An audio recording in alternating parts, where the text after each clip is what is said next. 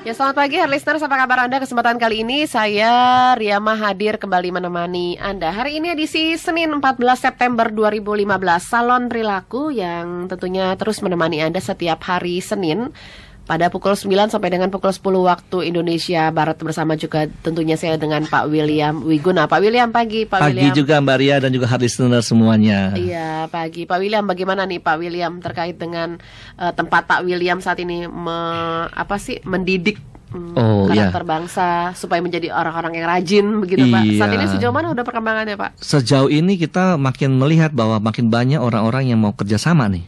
Dan saya hari ini akan memperkenalkan juga salah satu rekan kita ya di sini, bahwa orang tuh memang butuh yang namanya pendidikan yang benar-benar namanya afektif ya. Yang bisa bersifat bukan hanya kognitif, yang sifatnya yang membuat orang pinter, tapi membuat orang tambah rajin.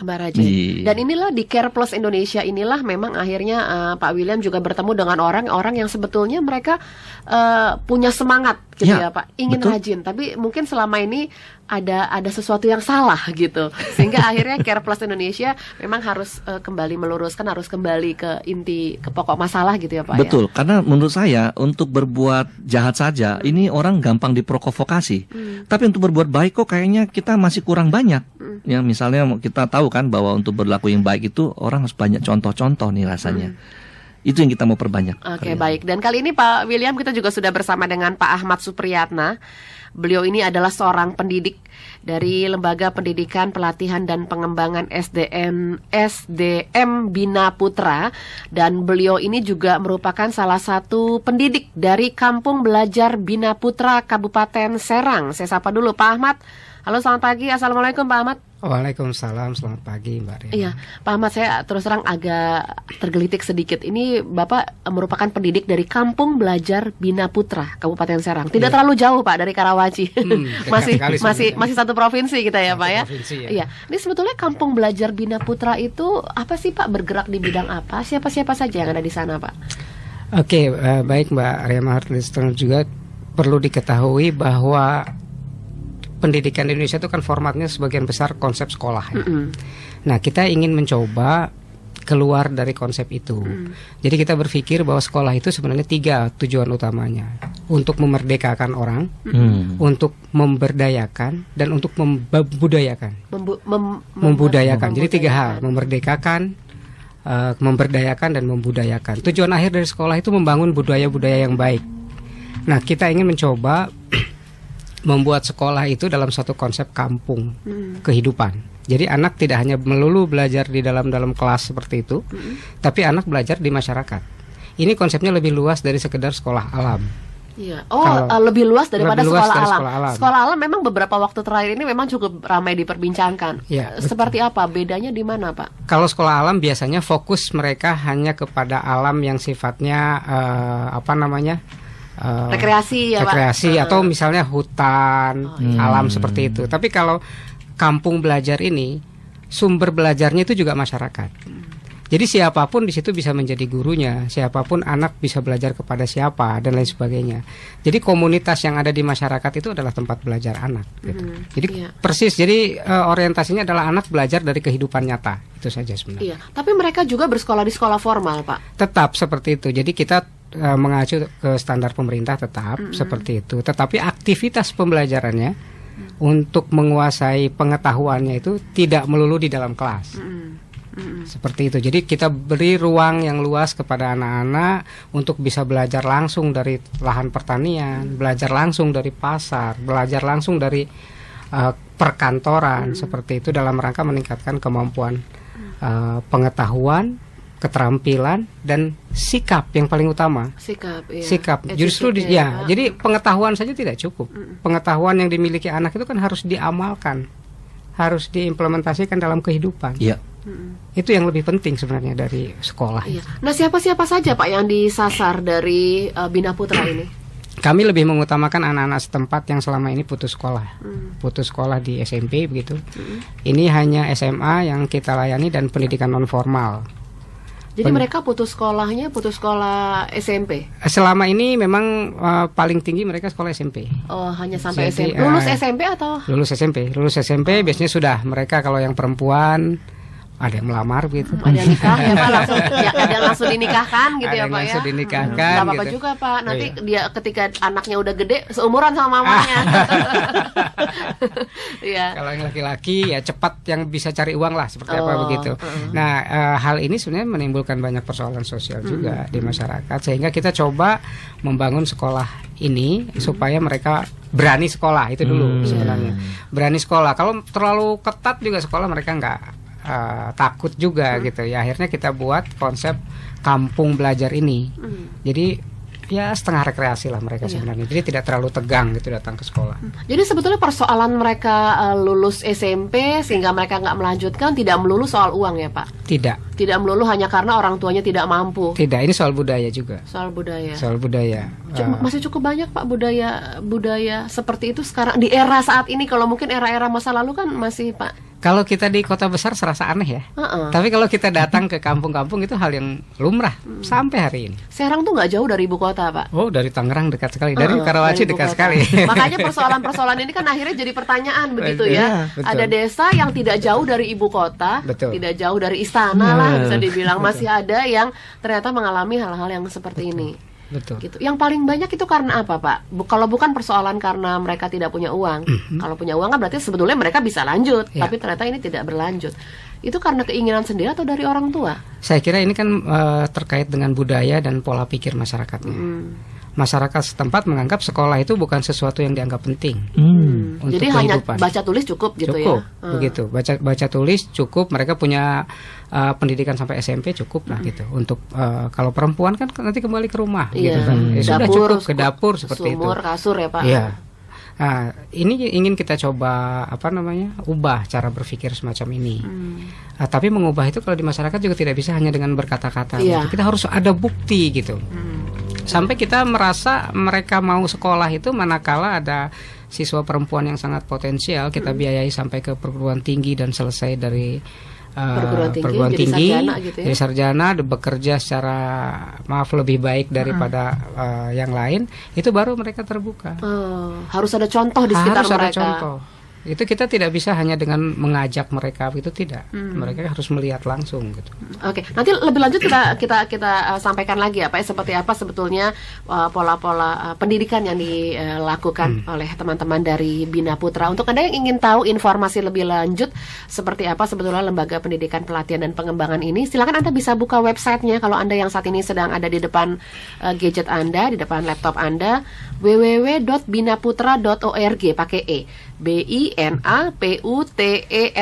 www.binaputra.org. Akhirnya nanti Anda akan melihat di sana apa sih bedanya antara sekolah alam dan juga kampung belajar. Nah, ini kampung belajar nih ya Pak ya. Kampung belajar. Ya.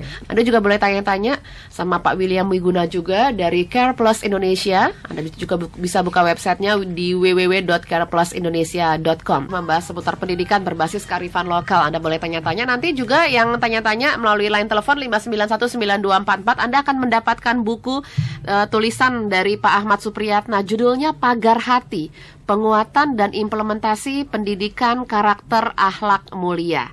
Ya, dan juga tentunya informasi seputar Bina Putra Anda bisa buka websitenya di www.binaputra.org. Ada buku yang nantinya akan kami berikan untuk Anda yang tanya ya. Silakan melalui 5919244. Bukunya judulnya Pagar Hati. Kenapa nulis ini Pak? Ini di buku pertama ya Pak? Ya, buku pertama itu pengalaman 10 tahun saya mengelola sekolah itu. Saya coba dokumentasikan dalam bentuk buku seperti itu. Itu sebenarnya pengalaman nyata. Sekolah kami di kampung itu tidak dipagar, sehingga lalu lintas manusia dan hewan gitu kelihatan ya Pak, kambing, kucing, dan anak bebas keluar masuk. Artinya anak mau bolos setiap hari juga boleh. Bisa mau saja. Bolos boleh? Silakan saja. Itu kan berarti kalau dia bolos berarti dia tidak berniat untuk belajar kan? Enggak ada absensinya Pak? Justru absensinya yang sangat valid. Kita sejak 2005 itu sudah fingerprint. Oh ya? Iya. Tapi kita tidak pernah menghukum anak yang terlambat. Karena apa? Karena menurut saya pagar sekolah itu adanya di dalam hati anak-anak itu. Itu filosofinya. Jadi kalau anak tidak berniat sekolah sebenarnya dia bisa pergi kemana saja. Ya, tapi alhamdulillah selama ini justru ketika kita buka semacam itu malah anak lebih senang di sekolah begitu. Karena kita buka seluas-luasnya untuk berbagai aktivitas anak. kita habiskanlah energi anak di tempat kita ini untuk hal-hal yang baik. Iya. Iya. Jadi semua fasilitas kita siapkan gitu. Iya. Fasilitasnya apa aja sih Pak yang ada di sana? Yang disukai anak apa kita akan ikuti gitu. Oh iya. Kalau olahraga ya semua fasilitas olahraga kita persiapkan gitu. Kemudian yang musik, yang seni kita siapkan semampu kita ya. Artinya memang tidak semuanya. Ada yang tradisional, ada yang suka ngeband gebak-gebuk drum gitu kita siapkan gitu. Paling tidak supaya anak-anak itu energinya itu tersalurkan ke hal-hal yang baik gitu. Ya. Mereka bayar nggak sih Pak di Bina Putra ini? Kita sebenarnya tidak mengajarkan sesuatu itu gratis. Tidak. Mereka bayar semampu mereka. Karena harus ada penghargaan terhadap Itu apa yang dia. mereka terima ya. Betul. Tapi kalau mereka betul-betul tidak mampu, setelah kita lihat ya free. Faktanya sekarang ya paling yang bayar separuh 50%. Hanya 50% yang bayar. 50% itu pun hanya 50.000 satu bulan. Oh ya. Itu untuk anak-anak sekitar saja. 50.000 untuk yang mereka membayar. Ada yang bayar barter Pak, umpamanya pakai barang gitu. Itu banyak sekali ya. Banyak ya? sekali. Ya, karena kan di pedesaan cenderung gitu ya Pak Betul, ya. Apa betul. yang saya punya itu yang saya berikan. Udah hafal juga Mbak Ria. Biasanya gitu biasanya. Jadi betul. Jadi terutama hasil bumi ya, bambu misalnya gitu. Nah itu banyak mereka bilang saya nggak bisa bayar tapi saya punya bambu, silahkan diambil secukupnya. Gitu. Nah seperti itu tuh kasus yang menarik gitu yang sering kita alami dan kita buka seluas-luas. Yang penting anak-anak itu bisa sekolah. Saya kira seperti itu. Nah cara mereka untuk mengubah mereka yang tadinya takut gitu Pak. Untuk akhirnya mereka berani sekolah, itu pendekatannya seperti apa ya Pak ya? Datang ke rumah atau bagaimana? Tidak, kita sebenarnya hanya mengajak mereka untuk sekolah. Di awal sulitnya bukan main. Di awal sulitnya bukan main. Mereka menganggap bahwa sekolah itu ya seperti sekolah lazimnya. Seperti gitu. yang mereka sebelumnya alami gitu. Tapi setelah kita masuk, setelah kita dekati anak-anak apa yang mereka suka, kemudian kita buat aktivitas seperti yang mereka suka, baru mereka anak-anak itu jadi betah di sekolah gitu. Walaupun nggak mau pulang kali jangan-jangan. Jadi kita sebenarnya tetap kegiatan pembelajaran sampai siang pukul 13.45 selesai, anak pulang. Tapi faktanya biasanya sampai sore. Bahkan Sabtu kita tidak ada aktivitas klasikal ya, tidak ada klasikal. Tapi kegiatan anak justru lebih ramai di Sabtu Minggu. Ya kita hanya bisa menjaga aja jangan sampai tidak produktif gitu kegiatannya itu di sekolah. Jadi kalau hari Sabtu kegiatannya lebih ke fisik ya Pak ya? Lebih ke fisik, olahraga full, yang macam-macam kegiatan. Jadi seperti ramai lah kegiatan di hari Sabtu. Kalau kayak di sekolah biasa, biasanya kayak ekstrakurikuler gitu ya Pak ya? Betul. Nah ini modelnya seperti itu. Model seperti itu dan tidak kita batasi. Jadi ekstrakurikuler kita itu jumlahnya kita buka sesuai dengan minat anak. Jadi bahkan yang hanya 1-2 orang pun peminat kita fasilitasi. Tetap jalan ya Tetap Pak, jalan, tapi mungkin tekniknya diubah. Kita minta anak ini datang ke tempatnya gitu, ke tempat yang ada fasilitas itu, atau sewaktu-waktu kita undang pelatih atau apa. Tapi ada nggak Pak anak-anak yang berasal dari luar Serang? Atau memang mereka semuanya dari Serang? Hanya beberapa saja ya kalau dari luar, karena kita memang fokus hanya untuk anak-anak setempat. Setempat karena kita tidak menyediakan asrama juga. Kalau untuk dari luar kan agak repot. Tapi yang agak jauh gitu, yang dari kota Serang ada ya, dari Tangerang, Pandeglang gitu kan? Pandeglang tidak ada jauh, karena dari Tangerang yang dekat Tangerang sama dari kota Serang tuh ada. Tapi mereka memang sudah tahu persis. Sudah tahu kondisinya dan mereka tinggal di sekolah juga. Hambatannya kalau boleh tahu Pak Ahmad seperti apa sih ketika mendekati mereka itu? Penolakan ya. Berarti awalnya ada penolakan ya Pak ya? Iya, karena memang pola pikirnya berbeda dengan kita. Cara berpikirnya berbeda. Nah, terus caranya bagaimana tuh Pak sampai mereka bisa mau? Ya, kita dengan pembuktian terus kita buktikan. Kepada orang tua juga? Kepada orang tua. Seperti misalnya yang jadi fokus kita bukan kognitif tadi Pak William juga katakan. Jadi bukan pengetahuannya yang menjadi ukuran, tetapi sikap. Jadi kalau anak pulang dari sekolah dia sikapnya lebih baik tuh orang tua akan bertanya, kok berubah nih anak begitu. Dan itu kita betul-betul ukur. Kalau hari ini misalnya dia minggu ini dia terlambat 1 kali gitu, minggu depan kita lihat perkembangannya, tidak terlambat, kita sampaikan itu kepada dia dan kepada orang tua. Dan jadi ada rapotnya juga ya Pak ya? Kita daily, setiap hari kita laporan. Cek anak. Jadi mulai dari pakaiannya, guru-guru tuh semua menceklis anak, kehadirannya bagaimana, kerapihannya, kata-katanya dia berkata kasar atau tidak, itu kita record dalam setiap minggu saya luar kumpulkan. Biasa. Saya kumpulkan hasilnya, saya record. Itu yang paling utama buat kita gitu. Sedangkan pengetahuan kognitifnya itu biasanya sudah di guru masing-masing saja gitu. Karena tadi kan disampaikan kan anak putus sekolah SMP berarti mereka yang akan ke SMA. Sebetulnya dari segi usia mereka sudah terbentuk nih Pak ya dari awalnya. Beda kalau kita dekatin mereka anak-anak yang SD. Betul. Kita bilangin 1-2 kali mereka nurut. Betul. Nah, ini anak yang udah SMA kan udah cenderung anak SMP sekarang udah berontak di rumah aja udah berontak gitu kan. Pak, ini anak yang usia lebih besar dari itu yang itu satu masalah yang memang awalnya dikeluhkan. Jadi anak-anak ini kan sudah terbentuk. Iya. Ketika masuk ke kita tanggung jawab kita lebih berat. Saya berpikir terbalik. Justru itu tantangan buat kita. Kalau anak ada di kutub sebelah kiri, kita ubah ke kutub kanan, itu berarti kita ada pengaruhnya begitu. Kalau anak tadinya sudah baik ya jadi baik ya, itu kan kita tidak terukur begitu.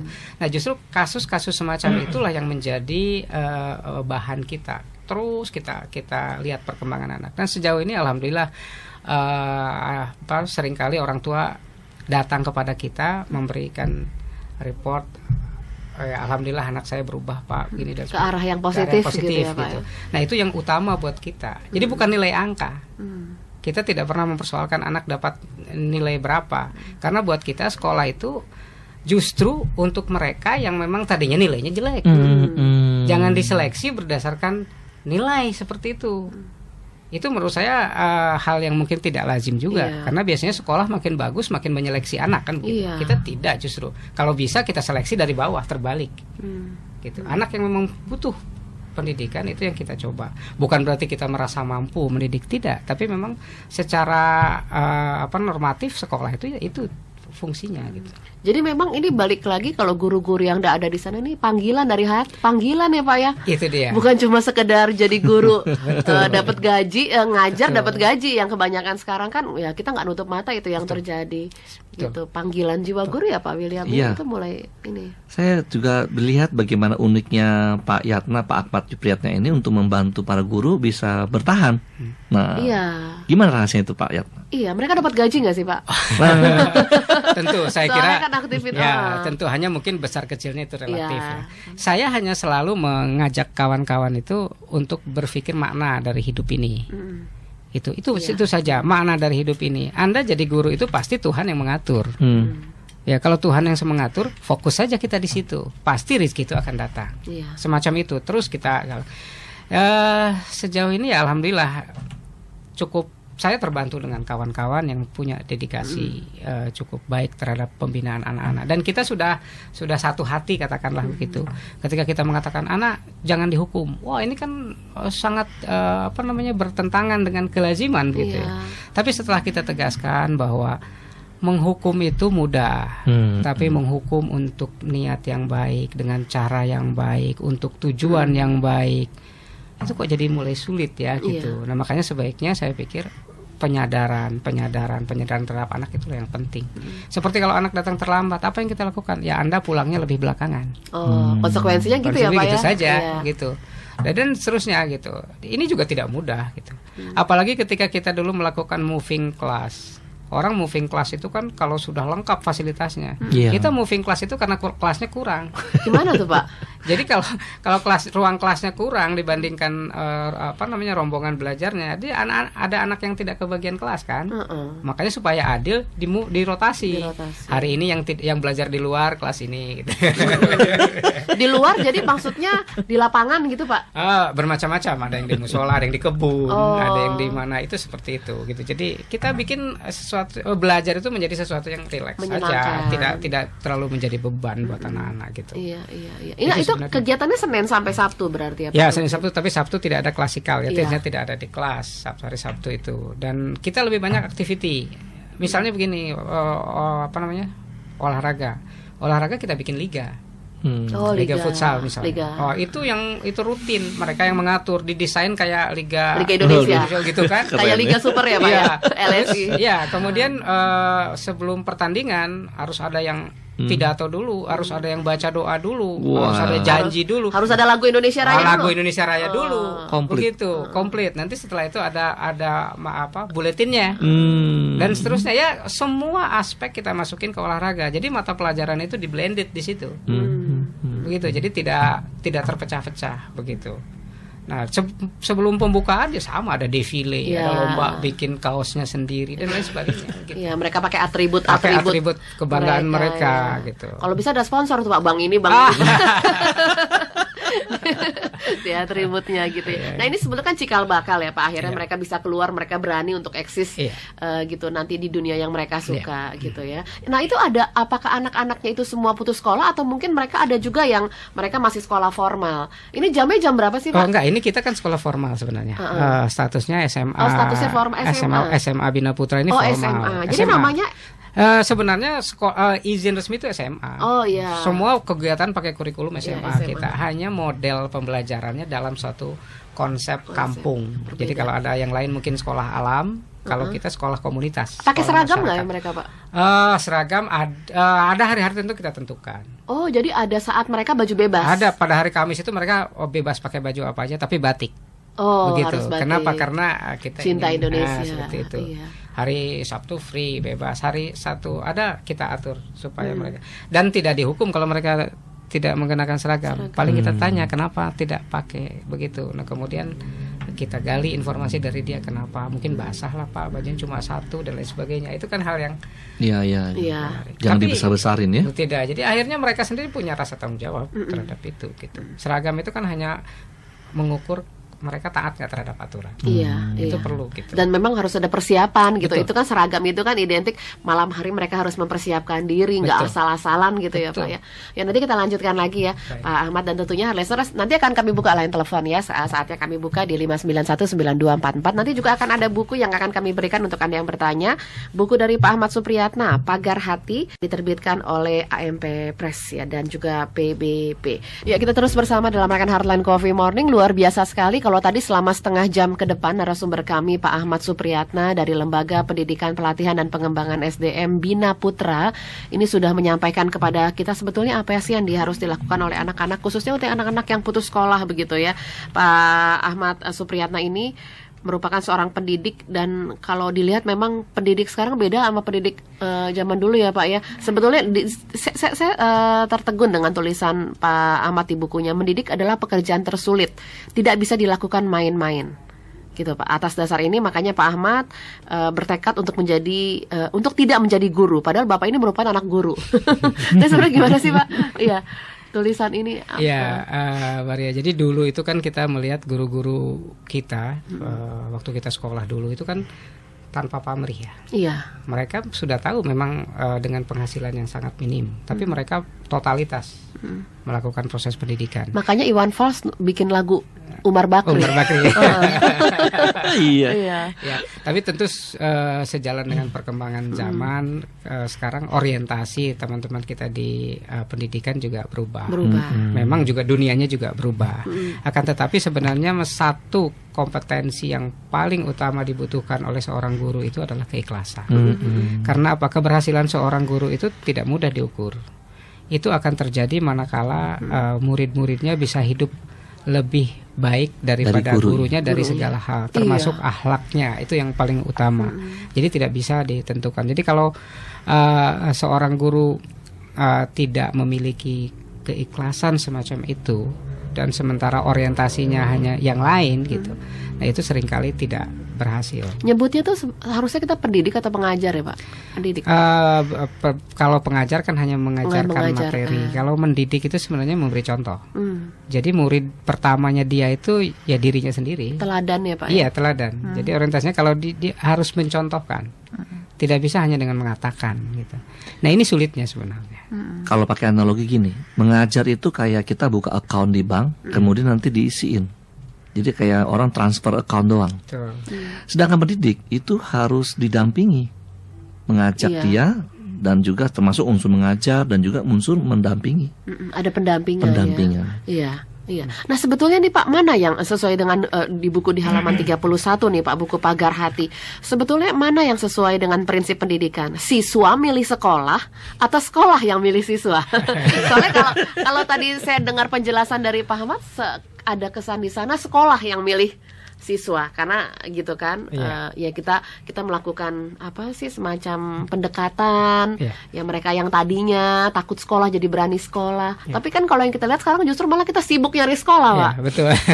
Apalagi kalau udah mau bulan-bulan anak saya jangankan itu masih tahun depan aja lulus SMP mama papanya udah bingung mau pilih sekolah apa ya padahal lulusnya masih tahun depan ya Pak. Betul. Jadi sebenarnya tulisan itu saya hanya ingin mengajak kita semua berpikir ulang mengenai konsep sekolah itu. Karena begini, pada prinsipnya orang harusnya bebas dia mau sekolah di mana saja. Dan sekolah tidak boleh diskriminatif. Sekolah tidak bisa memilih siswanya. Sudah ada yang datang ke dia, misalnya dia tolak.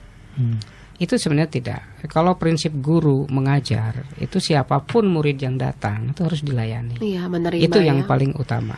Tapi tentu kita tidak bisa beranalogi seperti itu manakala sudah jadi institusi sekolah.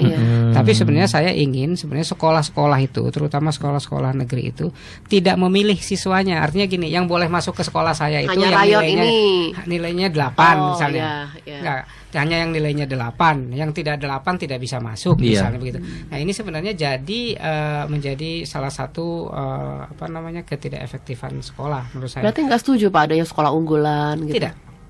Saya tidak ada unggulan. Karena apa? Apa dasarnya membuat sekolah unggulan?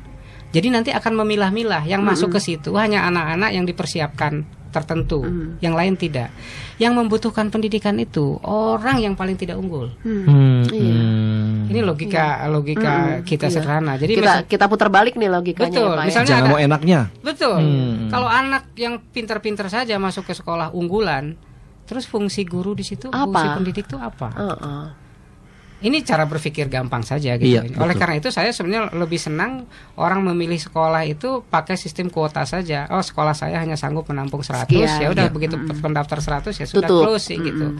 Ini sudah ada saya kira teman-teman sekolah yang sudah memberlakukan ini dan terbukti mereka bisa meningkatkan kemampuan anak-anak itu.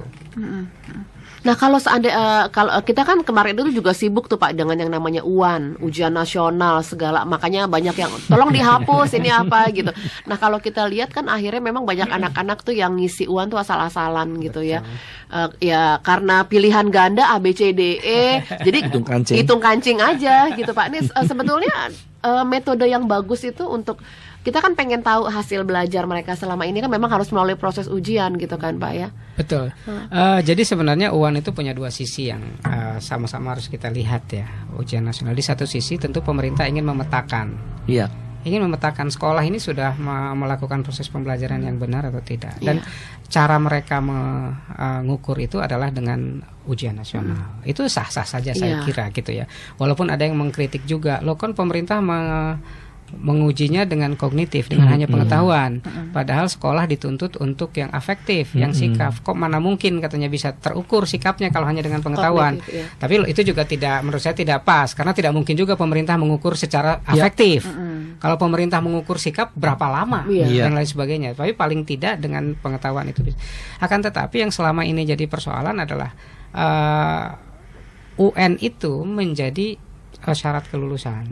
Padahal yang tahu persis kondisi anak di dalam proses pendidikan itu adalah sekolah. Oleh karena itu banyak tuntutan supaya UN itu dihilangkan. Tapi saya kira sekarang sudah cukup bagus ya sekarang berimbang ya Pak ya, persentasenya lebih banyak sekolah sekarang ya. Ya, jadi sekarang tinggal bagaimana sekolah membuktikan bahwa anak-anak yang bersekolah di tempat mereka itu, tempat kita itu bisa betul-betul memiliki kompetensi sesuai harapan.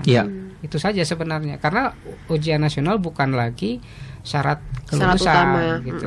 Jadi hanya buat mapping ya. Hanya buat mapping gitu. Nanti malah kan kalau yang nilainya UN-nya rendah itu bisa disupport oleh pemerintah dan lain sebagainya. Iya. Nah, sebetulnya kalau soal-soal itu baiknya apa ya? Apakah memang harus dipertahankan soal dengan sistem multiple choice, Pak, atau memang harus esai gitu sebenarnya untuk era sekarang ini? Oh, semua bisa ya. Cuma maksud saya gini, kalau esai itu kan teknis pemeriksaannya agak repot. Iya, kalau ini kan hanya controlling pemerintah, saya kira pilihan ganda juga it's okay, tapi kualitas soalnya itu nanti yang harus betul-betul mencerminkan kemampuan anak. Gitu. Jangan macam-macam ya pertanyaannya. Pertanyaan Coba kita bandingkan dengan multiple choice dari sekolah-sekolah di luar gitu. Di luar kayak apa sih Pak multiple?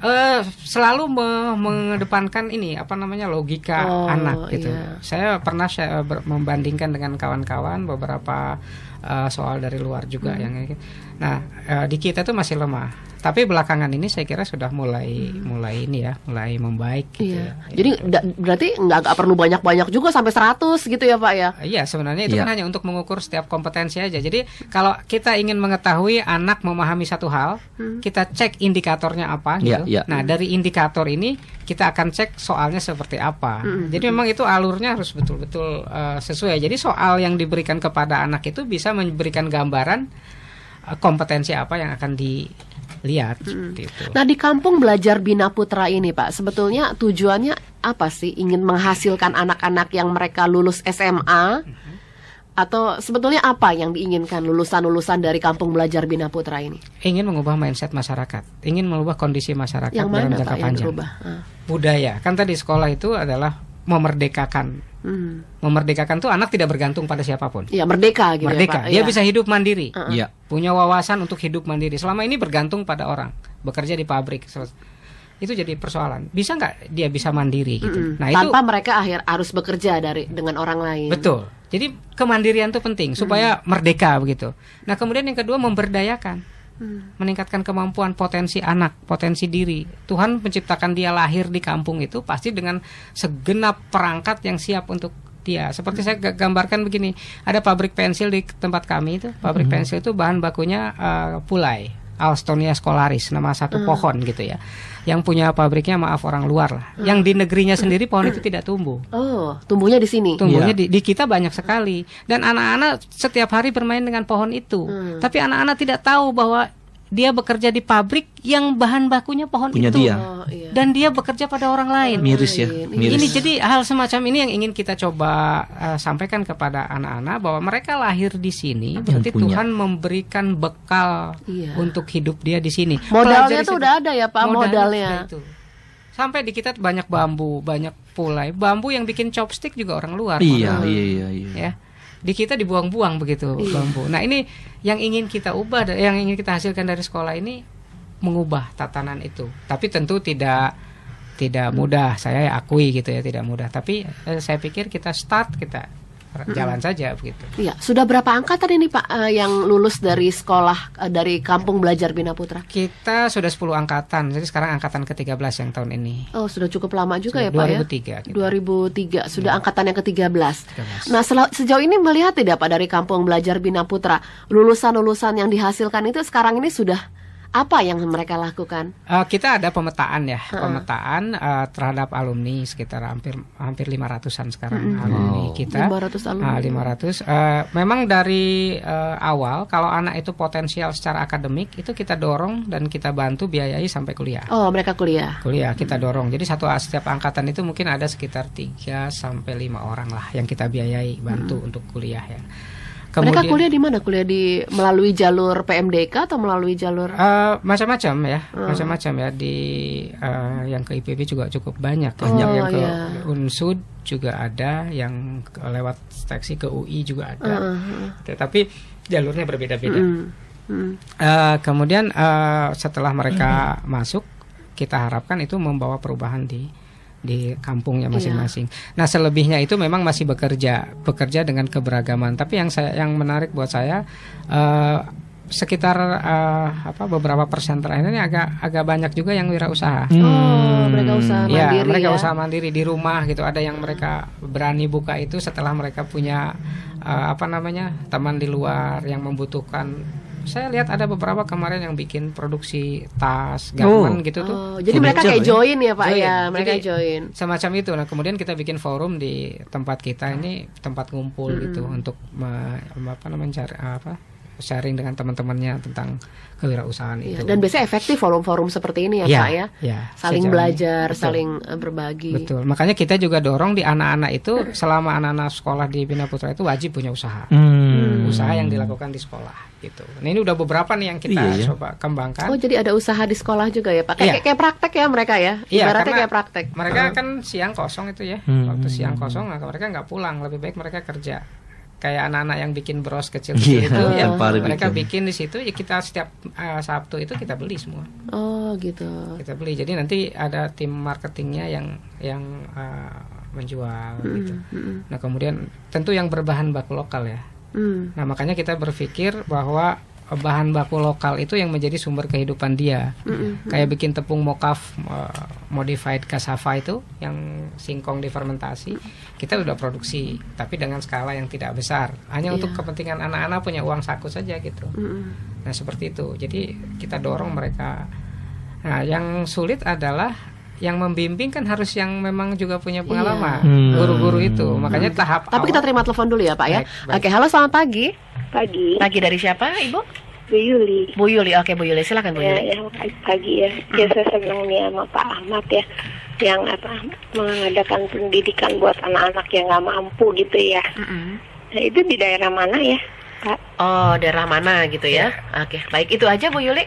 Enggak, saya juga mau bilang, kalau bisa juga Bapak tuh perhatikan kerja sama pemerintah, perhatikan anak-anak yang di jalanan itu. Yang kan banyak orang anak-anak kecil-kecil pada diangkut minta gitu di dekat lampu-lampu merah.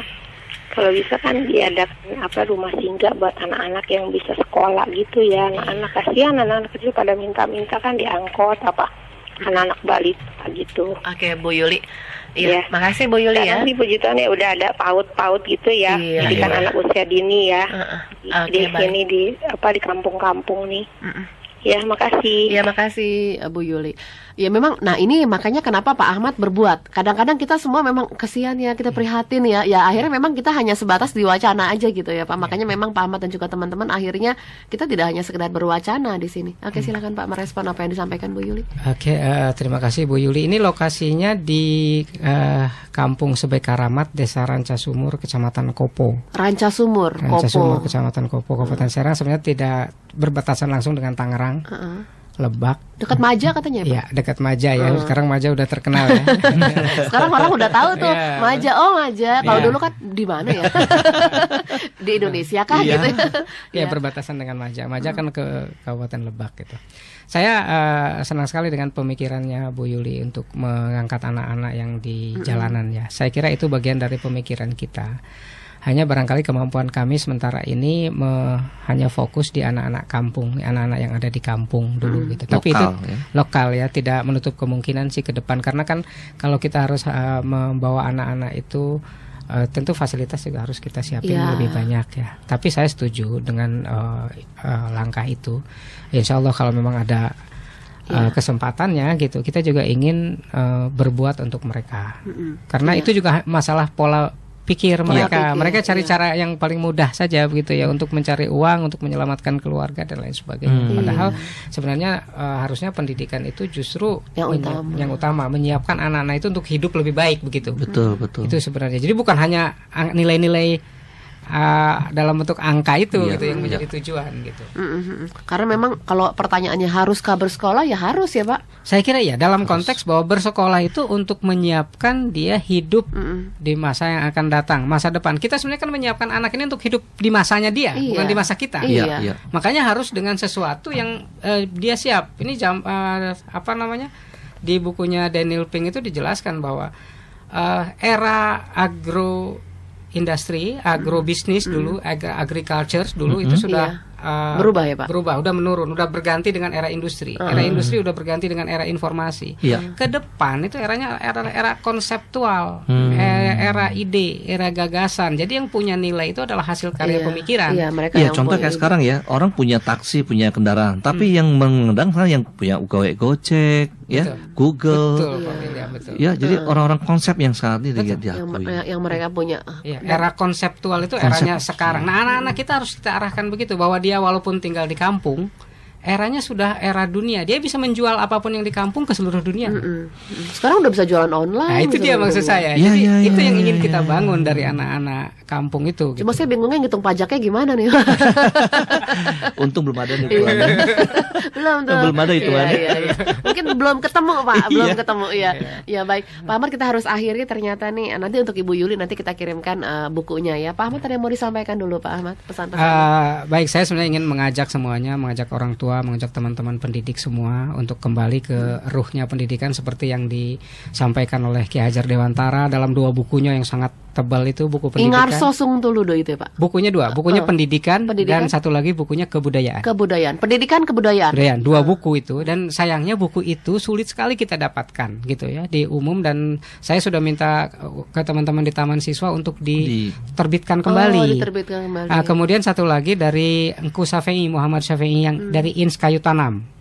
Ada barangkali dulu kita kenal sekolah Ins Kayu Tanam di Padang ya. Nah, itu juga kan Muhammad Syafei yang menggagas. Iya. Itu dua-duanya sama. Intinya begini, pendidikan itu kita tidak, kalau Ki Hajar Dewantara mengibaratkan jagung ya. Jadi kita jangan berharap buah padi dari pohon jagung. Yang kita bisa lakukan adalah menyirami, merawat, memupuk supaya pohon jagung itu menghasilkan buah jagung yang sangat baik. Iya. Itu prinsip pendidikan. Kemudian Engku Syafei mengatakan jangan berharap pohon mangga berbuah rambutan. Iya, Saya memang kira Pak. itu saja. Emang. Jadi intinya jangan sampai pendidikan itu mengubah anak-anak mengubah kita anak-anak, iya. keluar dari aslinya. Iya, Yang bisa keluar dari kita aslinya. yang kita dorong adalah anak-anak dengan potensinya yang diberikan oleh Tuhan itu, betul. itulah yang kita kembangkan. Dalam bidang apapun pasti dia adalah terbaik. Karena Iya. tidak ada produk Tuhan yang gagal. Iya, nggak Luar ada biasa. produk Tuhan yang gagal. Karena Betul. semua Tuhan menciptakan anak-anak ini masing-masing dengan keunikannya Dengan begitu keunikannya. ya. Iya, oke, baik, terima kasih sekali lagi Pak Ahmad sudah bergabung bersama dengan kami. Ada yang mau disampaikan dulu Pak William dari Care Plus? Rasanya hari ini cukup benar. Saya memang bekerja sama dengan Pak Yatma dan Pak Ahmad. Memang tujuan agar kita semua ayo berperan serta membangun negara kita. Iya. Terima kasih. Oke, baik, terima kasih sekali lagi Pak William Wiguna dan juga Pak Ahmad Supriyatna, penulis buku Pagar Hati, dan juga tentunya untuk Anda yang ingin tahu informasi seputar sekolah ataupun juga kampung belajar Bina Putra, silahkan buka websitenya di binaputra.org, BINAPUTERA.org, ataupun juga di careplusindonesia.com.